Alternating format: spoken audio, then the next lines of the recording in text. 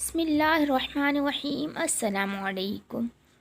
हर तरफ खामोशी थी। कमरे में बिल्कुल ही अंधेरा था, लेकिन इस कमरे के अंदर बैठे शख्स के अंदर यादों का शोर मचा हुआ था। दर्द और तकलीफ़ की किस शिद्दत से वो गुज़र रहा था, ये वही जानता था। कुछ रिश्ते बहुत अहम होते हैं, लेकिन वो हमारा नसीब नहीं होते। कुछ दोस्त हमारी ज़िंदगी होते हैं, लेकिन वो हमारी ज़िंदगी में शामिल नहीं हो सकते। कभी कभी मोहब्बत जो हमें बहुत सुकून देती है, तकदीर उसे हमारे लिए मज़ीद तकलीफ़ का सबब बना देती है जब हमें अपनी इस मोहब्बत को छोड़ना पड़ता है। पापा साद ने मुझसे टॉफ़ी छीन ली है।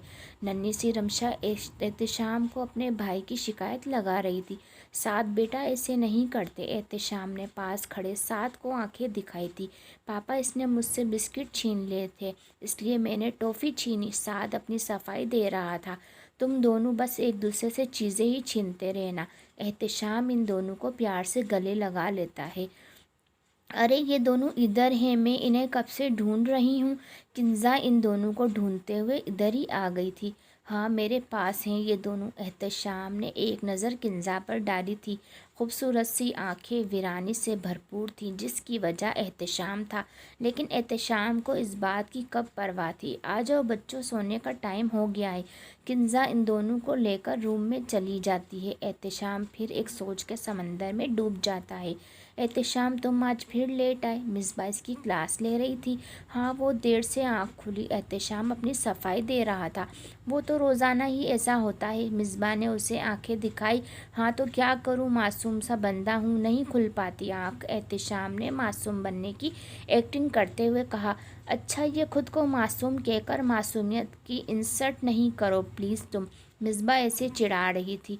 अच्छा जी, तो फिर क्या कहूँ। एहतशाम ने उसकी काली सियाह आंखों में झाँक कर पूछा। पता नहीं क्या कहना है। मिसबा ने गुस्से से मुंह मोड़ लिया था। वो इसको इस तरह देखने से हमेशा कंफ्यूज हो जाती थी, इसलिए बात को बदलने लगी थी। एहतशाम उसकी आदत से वाकिफ़ था, इसलिए हमेशा ऐसे ही देखा करता था, वरना फुल कॉन्फिडेंस वाली मिसबा से बचना आसान नहीं होता था। मुझे नहीं पता। मिसबा ने अभी अभी मुंह मोड़ा हुआ था। मुझे बताओ क्या कहना था। एहतशाम ज़िद लगाकर खड़ा हो गया था। बिल्कुल उसके सामने मिसबा की नज़रें झुकी हुई थी और एहतशाम उसे अपनी आंखों में समू रहा था। चलो, क्लास के लिए देर हो रही है। मिसबा ने क्लास की तरफ तेज़ तेज़ कदम बढ़ा दिए थे। एहतशाम भी उसके पीछे ही चलने लगा था।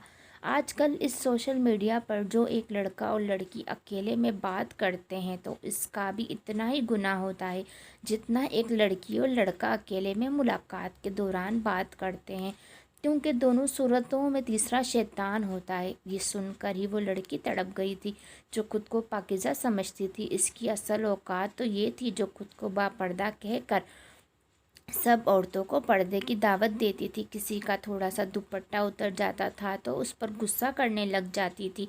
तो खुद उसको ये औकात थी कि वो अपने दोस्त से कितनी देर तन्हाई में बात करती रहती थी। हाँ, कोई गलत बात नहीं करती थी वो, लेकिन बात तो करती थी। वो नामहरीम ही तो था। इसके लिए तो फिर वो इससे इतने नरम लहजे में बात क्यों करती थी। आज समझ पाई थी शायद कि वो गलत करती है। बेशक जितनी नमाज़ें भी पढ़ लो, रोज़े रख लो, लेकिन किसी मर्द से तन्हाई में बात करना बहुत बड़ा गुनाह है। आज के इस फितने के दौर में किसी भी मर्द का कोई भरोसा नहीं।